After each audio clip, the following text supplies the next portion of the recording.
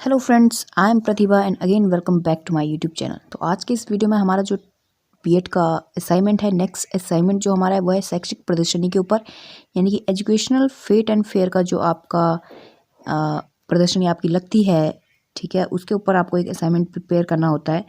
वो असाइनमेंट आज हम आपको यहाँ पे दिखाएंगे कि किस तरीके से आप प्रिपेयर कर सकते हो, ठीक है। तो लगभग सारे असाइनमेंट की तरह यहाँ पे आएगा आपका कॉलेज का नेम, ठीक है। यहाँ पे आपका कॉलेज का नेम आएगा, जो जिस तरीके से आपको असाइनमेंट प्रिपेयर करना है, ये जो है फ्रंट पेज है। उसके बाद आपका सेशन आता है, बीएड सेमेस्टर आता है, जो भी आपके सेमेस्टर में आपको ये फाइल मिलती है, थर्ड या फोर्थ में। उसके बाद सब्जेक्ट आता है, शैक्षिक प्रदर्शनी है, सबमिटेड बाय, नाम आएगा, रोल नंबर आएगा, और इंडेक्स हम देख लेते हैं कि कंटेंट क्या क्या हमने यहाँ पे यूज़ किए हैं। तो फर्स्ट है हमारा शैक्षिक प्रदर्शनी, सेकंड है शैक्षिक प्रदर्शनी का अर्थ है, उसके बाद प्रदर्शनी के उद्देश्यों को हमने बताया है, प्रदर्शनी के लाभ हमने बताए हैं। उसके बाद प्रदर्शनी में आपने कौन कौन सी चीज़ों का यूज़ किया है। फर्स्ट हमने चार्ट का यूज़ किया था, तो हमने चार्ट का अर्थ बताएंगे, चार्ट के लाभ बताएंगे।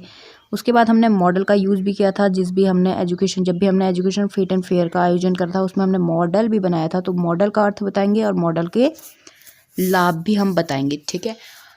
इसी के साथ जो हमारी एक नेक्स्ट इससे पहले की जो हमने वीडियो अपनी जो वीडियो अपलोड करी है, वो हमारी आर्ट एग्जीबिशन के ऊपर थी, क्योंकि हमने जब हमारा फेट एंड फेयर होता है तो उसमें हम एक आर्ट एंड क्राफ्ट का भी एक टॉपिक लेते हैं, तो वो आर्ट हमें कला प्रदर्शनी की फाइल में बताना होता है, ठीक है। तो यहाँ पे हमने चार्ट और मॉडल हमने लिए हैं शैक्षिक प्रदर्शनी के तौर पर।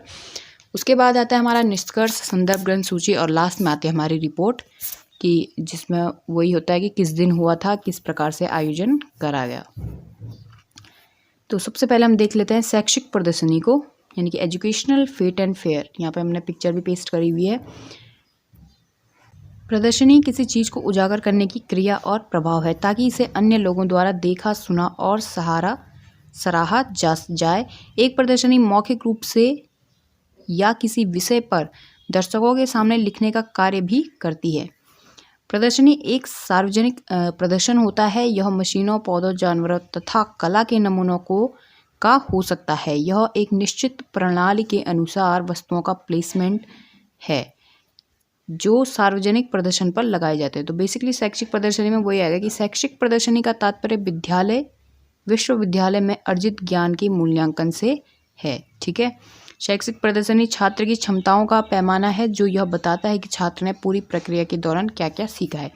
तो यहाँ पे वही चीज़ें आपको ले जानी होती है, या फिर वही चीज़ें आपको फेट एंड फेयर में लगानी होती है, जो भी चीज़ें आपने सीखी हैं, चाहे वो आपके लेसन प्लान से रिलेटेड हो सकता है या फिर आपके किसी सब्जेक्ट से रिलेटेड हो सकता है। तो उसी तरीके से आपको यहाँ पे वो चीज़ों का आयोजन करना पड़ता है। शैक्षिक प्रदर्शनी का अर्थ देख लेते हैं कि शैक्षिक प्रदर्शनी का तात्पर्य विद्यालय या विश्वविद्यालय में अर्जित ज्ञान के मूल्यांकन से है। शैक्षिक प्रदर्शनी छात्र की क्षमताओं का एक पैमाना है, जो यह बताता है कि छात्र ने पूरी प्रक्रिया के दौरान क्या सीखा। शैक्षिक प्रदर्शनी में प्रदर्शनकर्ता किसी भी प्रकार की प्रदर्शनी को शामिल कर सकता है, जिसके भी द्वारा कुछ ज्ञान अर्जित किया जा रहा हो।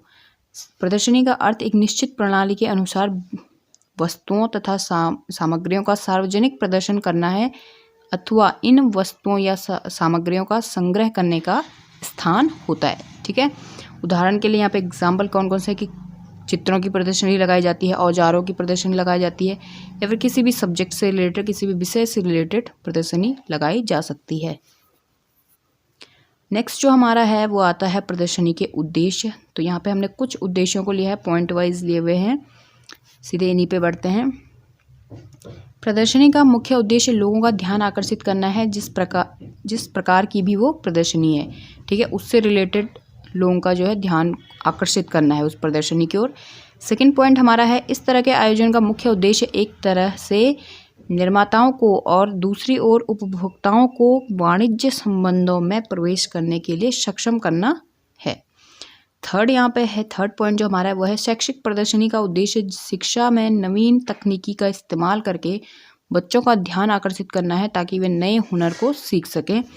फोर्थ पॉइंट इसमें है, शैक्षिक प्रदर्शनियों में एक राज्य के अंतर्गत विभिन्न क्षेत्रों के लोगों द्वारा प्रदर्शनी लगाई जाती है, जिससे उनके द्वारा तैयार किए गए सामान का प्रचार प्रसार हो सके। और जो लास्ट पॉइंट हमने इसमें लिया है कि अंतर्राष्ट्रीय प्रदर्शनियों में बड़ी संख्या में देशों के प्रदर्शक शामिल होते हैं। ठीक है, आईटी से रिलेटेड प्रदर्शनी भी लगाई जाती है, कई बार कई चीज़ों की प्रदर्शनी लग सकती है। ठीक है, नेक्स्ट है हमारा वो है प्रदर्शनी के लाभ की कौन कौन से क्या लाभ होते हैं प्रदर्शनी लगाने के, वो हम देखते हैं। तो प्रदर्शनी के लाभ में जो फर्स्ट पॉइंट हमने लिया है वो है प्रदर्शनी को बढ़ावा देकर हम किसी ब्रांड या कंपनी के सामान के मार्केट को बढ़ा सकते हैं।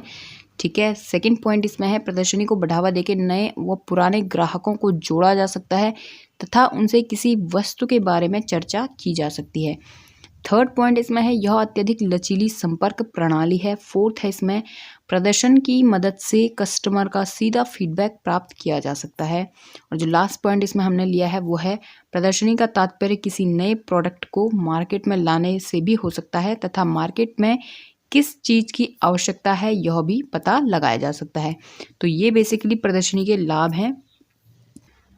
तो बेसिकली क्या है कि एक चार्ट आंकड़ों का आलेखीय प्रस्तुतिकरण है जिसमें आंकड़ों को प्रतीक द्वारा दर्शाया जाता है। ठीक है, यहाँ पे इसे लेखा चित्र भी बोलते हैं कि लेखा चित्र शब्द के कई अर्थ हैं, जैसे बार चार्ट में बार के रूप में दर्शाया जाता है, पाई चार्ट में टुकड़ों के द्वारा, डेटा चार्ट जो कि संख्यात्मक या गुणात्मक आंकड़ों के सेट को दर्शाता है। तो इस तरीके से आप अलग अलग तरीके के जो है लेखा चित्रों को अलग अलग रूप में दर्शा सकते हैं चार्ट पर। ठीक है, तो बेसिकली चार्ट कई तरह के होते हैं, आप समुद्री चार्ट अलग होते हैं, वैज्ञानिक चार्ट अलग होते हैं। तो इस तरीके से हमने थोड़ा बहुत यहाँ पर चार्ट के बारे में हमने एक्सप्लेन किया हुआ है। उसके बाद हम बढ़ते हैं चार्ट के लाभ। चार्ट के अर्थ में बस इतना ही था, थोड़ा बहुत और आप जो है इंटरनेट से लिख सकते हैं अगर आप लिखना चाहें तो।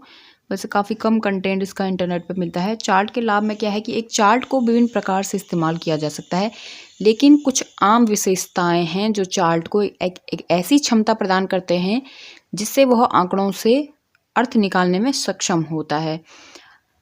तो यहाँ पे भी चार्ट के लाभ में हमने थोड़ा बहुत कंटेंट यूज़ किया है, आप चाहें तो इसका स्क्रीनशॉट ले सकते हैं, अदरवाइज़ आप उसे इंटरनेट पे अगर आपको और अच्छी तरीके से चाहिए तो आप सर्च कर सकते हैं। वैसे इसका कंटेंट वैसे भी कम मिलता है, बट फिर भी। उसके बाद आता है मॉडल का अर्थ। ठीक है, तो यहाँ पे मॉडल के बारे में हम बताएंगे कि मॉडल का अर्थ क्या होता है।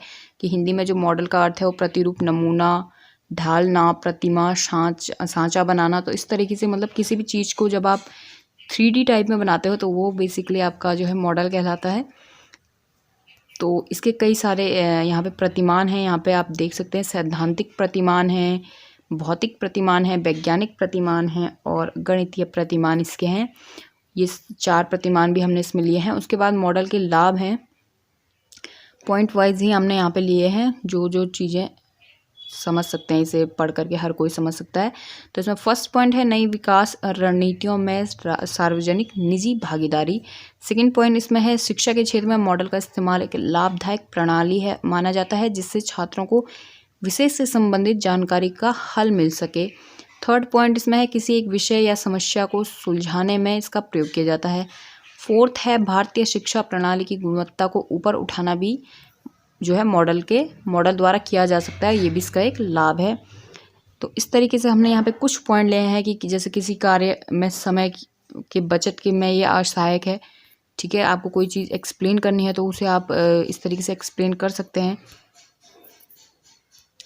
कोई चीज़ अगर आपको एक्सप्लेन करनी है तो आप उसे मॉडल की हेल्प से एक्सप्लेन करेंगे तो ईजिली समझ में आ जाएगा किसी जिसको भी आप समझाना चाहते हैं। ठीक है, तो उससे क्या है आपका टाइम बचेगा, समय की आपकी बचत होगी। नेक्स्ट आता है हमारा निष्कर्ष। तो निष्कर्ष में आपको लिखना है यहाँ पे कि शैक्षिक प्रदर्शनी छात्रों के लिए अत्यंत महत्वपूर्ण है। बेसिकली आपको एजुकेशन फिट एंड फेयर के बारे में यहाँ पे बताना है कि क्या क्या इसके लाभ होते हैं। निष्कर्ष में आपको ये चीज़ एक्सप्लेन करनी है।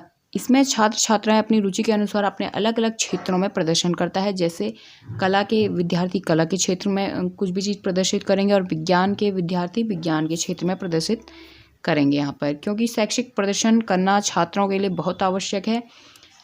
इससे बच्चों की क्षमताओं का विकास होता है और बच्चों की शिक्षा में रुचि बनी रहती है। शैक्षिक प्रदर्शनी से बच्चे विभिन्न क्षेत्रों में प्रतिभाग करने के लिए प्रेरित होते हैं, जिससे उन्हें विभिन्न वर्गों की जानकारी प्राप्त होती है।